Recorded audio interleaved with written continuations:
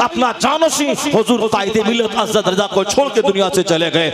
आज जब वो खत्म बुखारी करवाते हैं, आज जब वो खिताब करते हैं, आज जब वो दीनी महफिलों में उलमा का क्लास लेते हैं, तो ऐसा लगता है कि जो शेर का बच्चा शेर होता है, लोग दरसगाहों में 25 साल पढ़ने के बाद उतना कुछ नहीं सीख सकते जितना ताजुल शरिया ने 2-4 साल अपने साथ रखकर आंखों से आंखें मिलाकर अपने बेटे के सीने को इल्म के आवाज़गाह बना दिया। नारे तकबीर, नारे रिसालत। चादरें वहां बेची जाती है, चादरें वहां बेची जाती है जहां इल्म नहीं होता, फूल वहां बेचा जाता जहां इल्म नहीं होता, लेकिन जहां इल्म होता वहां चादर नहीं बेची जाती है, वहां फूल नहीं बेचा जाता है। इल्म का जादू सबके सर चढ़ के बोलता है। आज की तारीख में बरेली शरीफ की धमक जो सारी दुनिया में है, वह इल्म की वजह से है, वह तकवा की वजह से है, वह इश्क रिसालत की वजह से है। अजमेर का मुजाहिल मुजाविर वह फूल बेच के चाहता है कि अहमद रज़ा से मुकाबला कर ले, वो चाहता है कि फूल और चादर बेचकर वो इज्जत हम हासिल कर ले।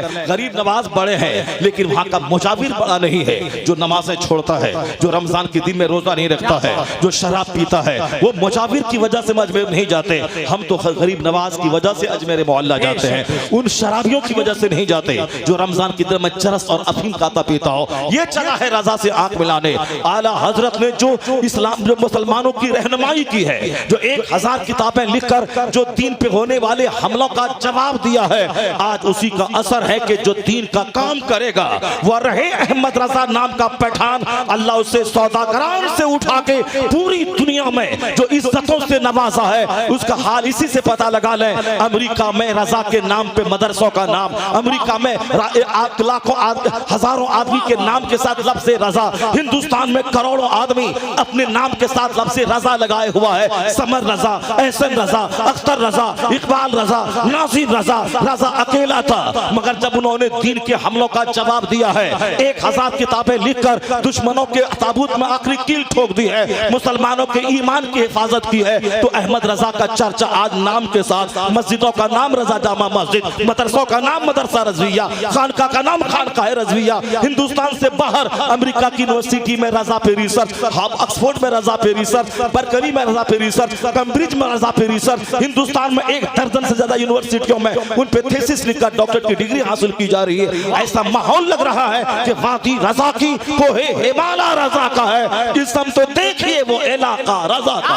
है। जिन लोगों ने दुश्मनी की आला हजरत से, उनका चराग बुझ गया, जिन लोगों ने दुश्मनी की उनका चराग बुझ गया, उनकी इज्जत खत्म हो गई। वो हमारे स्तर पे बैठते थे, वो हमारे पांव की ठोकरों में रहने लगे। बरेली मेरा मरकज है, वहाँ के फतवे की धमक, वहाँ की तहकीक की धमक इस तरह है कि कोई फतवा आलमगीर नहीं होता जब तक के बरेली शरीफ की मोहर नहीं लग जाए। ये धमक है, बरेली शरीफ ने दीन की खिदमत की है, इसलिए अल्लाह ने उसे इज्जतों से नवाजा है। जिन लोगों ने उनसे दुश्मनी की, उनका चराग गुल हो गया, उनकी खानकाहों की अजमत मिट गई, उनका नामो निशान मिट गया। जो नजराने लेगा, एसी रूम में रहेगा, खाएगा तो ऊंचा करेगा, जिसके मुंह में ज़बान ना हो, जिसके हाथ में कलम ना हो, वो क्या ताजुद शरिया से मुकाबला कर पाएगा। जिन्होंने दर्स बुखारी दे की खिदमत की, जिन्होंने 100 की करीब किताबें लिखकर दिन की खिदमत की, जिन्होंने अपने दौर की फितनों का करारा जवाब दिया, खिताब के जरिया, मुरीदों के जरिया, तसनीफ के जरिया, जो मसल के हक की हिफाजत की है, उसका मुकाबला ये फूल बेचने वाला क्या कर पाएगा। हर सारे दुश्मन रजा के वह जलकर राख हो गए, नामो निशान मिट गया, लेकिन जो रजा से वाबस्ता हुआ वह नेक नाम हो गया। चलने उनसे जितने लोग चले सबका चराग बुझ गया, सबका चराग गुल हो गया, सबकी मिट्टी पलीद हो गई, सबकी इज्जत मिट्टी में मिल गई, सब उनसे चलने वालों के गुल हो गए चराग। अहमद रजा की शम्मा फरोजा है आज भी, उसी का दबदबा हर तरफ है। इल्म की वजह से कमजोर ताकतवर हो जाता है, इल्म की वजह से दिलों पे हुकूमत की जाती है, इल्म की वजह से आज आदमी नेकनाम हो जाता है। आला हजरत को उनके इल्म ने आज 100 साल हो गए उनके विसाल के, उसके बावजूद उनके इल्म ने उनको जिंदा रखा है, उनके तकवा ने उनको जिंदा रखा है। हिंदुस्तान में अलग अलग फैमिलीज के लोग रहते कहते हैं, कोई पॉलिटिक्स के लिए मशहूर है, कोई बिजनेस के लिए मशहूर है, मगर रजा की फैमिली इश्क रिसालत के लिए मशहूर है। रजा की फैमिली इश्क रिसालत के लिए मशहूर है। जो रजा से दूर हुआ मुमकिन है कि वो राफिजियत से करीब हो जाए, मुमकिन है कि खारजियत से करीब हो जाए, मगर जो रजा से ज्यादा अटैच रहा, उनकी किताब पढ़ता रहा, उनका नाम लेता रहा, उनको अपना रहनुमा समझता रहा, उनको दौलत तो नहीं मिलेगी दुनिया की, अलबत्ता सबसे बड़ी दौलत जो ईमान की दौलत है वह दौलत उसके साथ रहेगी। और अगर ये दौलत रही तो उससे बड़ा धनवान कोई नहीं है, उससे बड़ा मालदार कोई नहीं है। मुरादाबाद के गरीब मुसलमानों, तुम पीतल की फैक्ट्री में काम करके 10,000 रुपए महाना कमाते हो, कभी मत समझना कि मैं गरीब हूँ। नमाज़े पंजगाना पाबंदी से पढ़ते रहना, रोजाना अपने घर में 10 मिनट के लिए सही कुरान पाक की तिलावत करते रहना, आलिमों से सच्ची मोहब्बत करना और मदरसों से आना जाना बरकरार रखना, मुस्तफा के मेहमानों की खिदमत करना, आलिमों से सच्ची दोस्ती करना, अपना ईमान बचाना, तू सबसे बड़ा धनवान होगा। इस मिसाल से समझ ले, अगर मुकेश अंबानी की बीवी 100 करोड़ की कार लेकर तेरे पास आ जाए और बोले तू मेरे घर में एक चांदी सोने का बुत है, उसको सजदा कर, या 100 करोड़ की कार मैं तुझको दे दूंगी, मुझे यकीन है कि पीतल बनाकर 10,000 महाना कमाने वाला वो यही जवाब देगा, मैं तुम्हारी कार पे थूक दूंगा मगर ईमान का सौदा नहीं करूंगा, ईमान का सौदा नहीं करूंगा। तो जो दौलत अल्लाह ने आपको दी है वह खरबों के घर से बड़ी दौलत है, जो दौलत अल्लाह ने दी है वह खरबों की कार से बड़ी दौलत है, जो दौलत अल्लाह ने दी है वह सोने चांदी के मकान से बड़ी दौलत है। इस दौलत की हिफाजत रहे, यह दौलत मरते दम तक साथ रहे, वरना बहुत सारे लोग हैं मुसलमान थे पहले, मरते वक्त मुसलमान नहीं रहे, मरते वक्त ईमान चला गया। इसे उस दौलत की हिफाजत करने के लिए, दौलत की हिफाजत कैसे होगी, कैसे कहां से वो दौलत लूटने से बचेगी, उससे रिश्ता मजबूत करना होगा। आलिम दीन के पास बैठेंगे तो फुटबॉल की बात नहीं करता है, वह क्रिकेट की बात नहीं करता है, वह फिल्म की बात नहीं करता है। आलिम के पास जब भी बैठते हैं वो कुरान की बात करता है, वो हदीस की बात करता है, कुरान पाक की रोशनी में हमें जन्नत का रास्ता दिखलाता है। इसलिए आलिम से दुश्मनी आदमी को तबाह बर्बाद कर डालेगी और आलिम की दोस्ती आदमी के ईमान की हिफाजत की जिम्मेदारी अदा कर देगी। हजरत सुफियान सौरी जिंदगी के जवानी के भी अहद में है, मगर उन्होंने जवानी में झुक के चलना शुरू कर दिया। लोगों ने पूछा, हुजूर आप आलिम दीन मुहद्दिस कबीर हैं, ये और बात है, मगर उम्र का भी तकाजा है, आप जवान हैं, इस वक्त कमर क्यों झुक गई आपकी? कहा जिंदगी का एक हादसा मेरी कमर को झुका दिया। कहा वह कौन सा हादसा था? कहा मेरे बचपन के 3 उस्ताद थे, वह तीनों बहुत काबिल लाइक 5 उस्ताद थे और बहुत बासलाहियत और बहुत बड़े आबिद थे, दिन भर रोजा रखते, रात भर क़याम करते, नमाज पढ़ते, मगर मरने से पहले पहले तीनों का अंजाम बुरा हो गया। एक यहूदी होके मर गया, एक नसरानी होके मर गया, एक मजूसी होके मर गया। मुहद्दिस कबीर सुफियान सौरी कहते हैं, जब से मैंने अपने इन 3 असातिज़ा का अंजाम बुरा देखा, मेरी जिंदगी से सुकून उड़ गया है। अब एक ही फिक्र सताती है कि मेरा क्या होगा। इतने बड़े मुहद्दिस कबीर कहते हैं, इनका अंजाम बद देखने के बाद अब मैं अपने रब से कुछ नहीं मांगता हूं, बस सिर्फ एक ही दुआ करता हूं, मालिक कुछ रहे या ना रहे, मरते वक्त ईमान सलामत रहे। ये दुआ वक्त इतने बड़े मुहद्दिस, जो लोग जिंदगी भर गुटखा खाते हैं, जिंदगी भर झूठों की सोहबत में रहते हैं, जिंदगी भर झूठ गीबत चुगलखोरी के माहौल में रहते हैं, एक वक्त की नमाज नहीं पढ़ते हैं और वो ये सोचते हैं कि जन्नत मेरी जागीर है, उससे बड़ा झूठा कोई नहीं है। यहाँ तो मुहद्दिस कबीर नमाज पंजगाना का पाबंद, बहुत बड़े मुत्तकी वलियों की जमात के इमाम, वलियों की जमात के इमाम, इनकी सोच इतनी बुलंद है कि रोते हैं और रात रात भर अल्लाह के हुजूर ईमान की सलामती की दुआ करते हैं। और यहाँ न तकवा है न इल्म है, उसके बावजूद घमंड है कि जन्नत मेरी जागीर है। इसका मतलब है कि हमने कांच को सोना समझ लिया है। सोना अलग चीज है। इन बुजुर्गों की जिंदगी का मुताला करने से सीने का घमंड दूर होता है, यहाँ का गुरूर चकनाचूर होता है, आदमी को एहसास होता है मुझे क्या करना था, किस काम के लिए पैदा हुआ हूँ, मैं क्या कर रहा हूँ। इसलिए नेकों से रिश्ता नाता जुड़ा रहे, आलिमों से संबंध बना रहे और अपने से दूसरों को फायदा पहुंचाना चाहे कष्ट नहीं पहुंचाएं।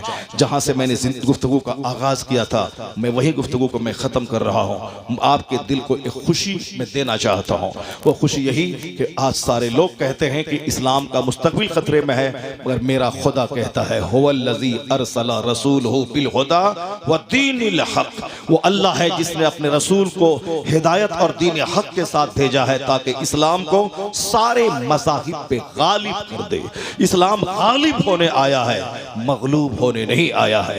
अल्लाह कहता है ये काफिर युरीदून लियुत्फिउ नूर अल्लाह बिअफ़वाहिहिम, अपने मुंह से इस्लाम का नूर बुझाना चाहते हैं।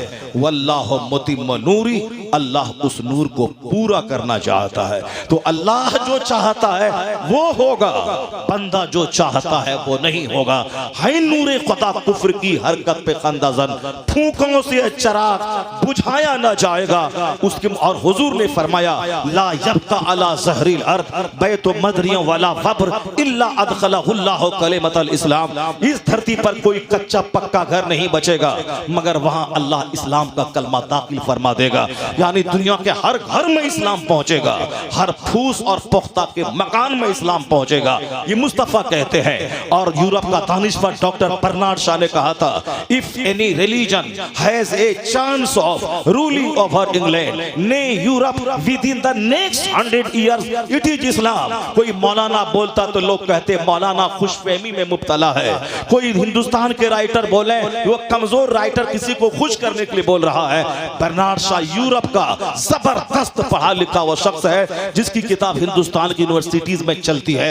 एक बड़ा पढ़ा लिखा यूरोप की सरजमीन का माहिर, वो क्या कहता है कि ऐसा लग रहा है दुनिया में जो साइंस का माहौल बन रहा है, सोचने समझने का और जहालत से निकलने का, तवहुमात से निकलने का, अंधभक्ति से निकलने का जो माहौल यूरोप में बन रहा है, सच्चाई की तलाश बढ़ रही है। वो कहते हैं इस माहौल में मैं कह सकता हूं if any religion has a chance of ruling over England nay Europe within the next 100 years it is Islam. मौलाना मौलवी पीर और हिंदुस्तान का कोई दानिश्वर नहीं, बर्नार्ड शॉ कहता है अगर आने वाले 100 साल के अंदर पूरे इंग्लैंड ही नहीं पूरे यूरोप महाद्वीप में, यूरोप में फ्रांस भी है, यूरोप में बेल्जियम भी है, यूरोप में जर्मनी भी है, यूरोप में हॉलैंड भी है, ये सारे तरक्की याफ्ता ममालिक यूरोप बर्रे आजम में है। यूरोप का ही एक इंसान बर्नार्ड शॉ कहता है अगर आने वाले 100 साल में सिर्फ इंग्लैंड नहीं यूरोप महाद्वीप में अगर कोई मजहब हुकूमती मजहब बनने वाला है तो मजहब इस्लाम बनने वाला है। आने वाले 100 साल में पूरे यूरोप बर्रे आजम में कोई मजहब रूलिंग मजहब बनने वाला है तो मजहब इस्लाम बनने वाला।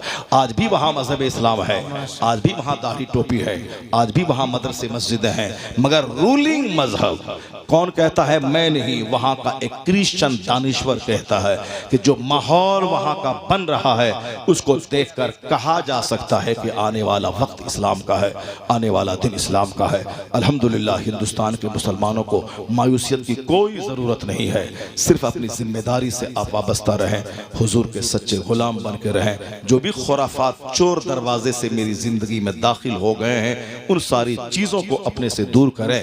मैंने नेताजी के आने से पहले मैंने एक मफहूम दिया था कि जो वो पंडित जी जो अपनी असलियत से जुड़े हुए हैं, सीएम की कुर्सी पर बैठने के बाद भी उन्होंने अपनी लुंगी नहीं छोड़ी, अपना हाफ कुर्ता नहीं छोड़ा। तो हमारे जो बच्चे जिस तरह से परवान चढ़ते जाएं, आगे बढ़ते जाएं, वो भी उनको देख के सबक हासिल करके अहद कर लें। चाहे मैं जितनी तरक्की करता चला जाऊं मगर मैं बुनियाद से जुड़ा रहूंगा।